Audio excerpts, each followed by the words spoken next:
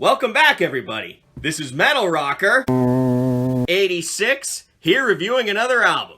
I think it's time we go back to 2003, as we will be reviewing Evanescence's Fallen. Evanescence is an American rock band that started out in 1995. They have gone through a few different band members and released 5 studio albums to date. Their genres include alternative metal, nu metal, gothic rock, and hard rock. On to the album. Fallen is the debut studio album of Evanescence, and it was released on March 4th of 2003. It consists of 11 songs, plus a bonus song, and altogether is just under 49 minutes long. Another thing, this was the only album to feature the band's original lineup, as David Hodges and Ben Moody left the band just after this album was released. It sold over 8 million copies in the US, and over 17 million copies worldwide. On Billboard 200, it started out at number 7 and peaked at number 3. On lead vocals and choral arrangements is Amy Lee. On guitars, tribal percussions, and programming is Ben Moody. On piano, keyboards, additional programming, and string arrangements is David Hodges. On bass is Francesco De Cosmo, and finally on drums is Josh Freese. Now on to the songs, all of which were written by Amy Lee, Ben Moody, and David Hodges, except were stated otherwise. The first song on this album is called Going Under, and it was also released as a single, and it's a little up-tempo. Instrumentation. The main focus is on the guitars, although there are some moments of keyboards and you can hear some drums in the background. The song is about a woman trying to get out of an abusive relationship and how she can't stay in that situation anymore. This was a very strong song to start the album with. Up next is my favorite song on the album, and it was also released as a single. It's called Bring Me to Life. Instrumentation. During the intro and the first verse, the main focus is on the piano, which is very soothing, but soon the guitars come in with some awesome riffs. When the first chorus comes, the guitars get a lot harder. The vocals in this one also feature Paul McCoy from 12 Stones. This song was inspired when Amy Lee met her husband, Josh Hartzler. He was able to see who she was inside. She was going through some hard times. Then he asked her if she was okay. It was almost like he could see that she really wasn't okay. That was when Evanescence decided to write a song about awakening someone's inner feelings. This was also one of 2 songs on this album to be featured in the 2003 Daredevil movie, and this was an awesome song on the album. Now we get to Everybody's Fool, which was also released as a single. This one is very up-tempo. Instrumentation.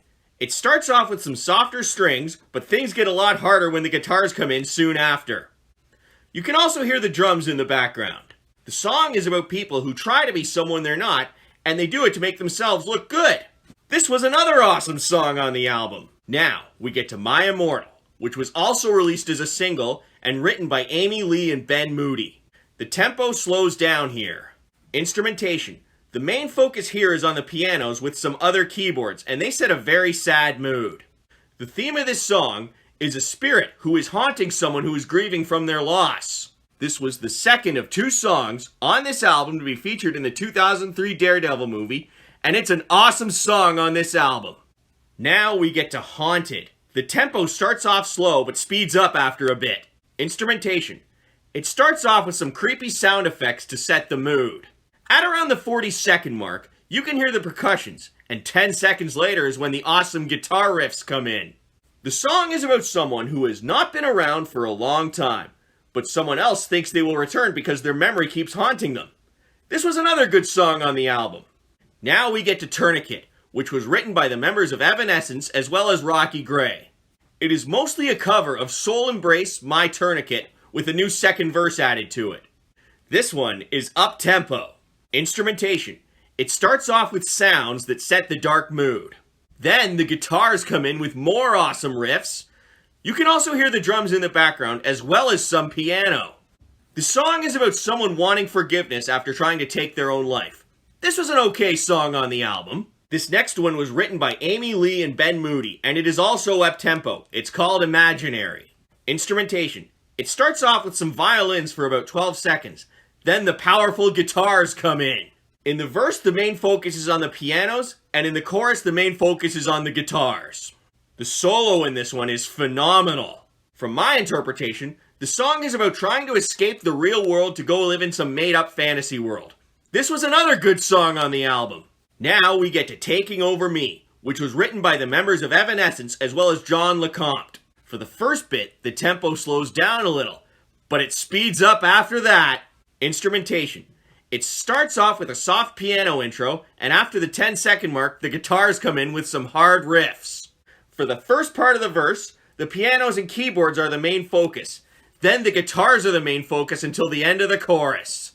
From what I can see, the theme of this song is about living without someone who is special to them in their life and how it's taking over them. This was another awesome song on the album. Now, the tempo slows down in this one as we get to Hello. Instrumentation. The main focus in this one is on the pianos, and they're very soothing. The theme of this song is how a young child would view death. This was another good song on the album. Now we get to My Last Breath, and the tempo speeds up a little in this one.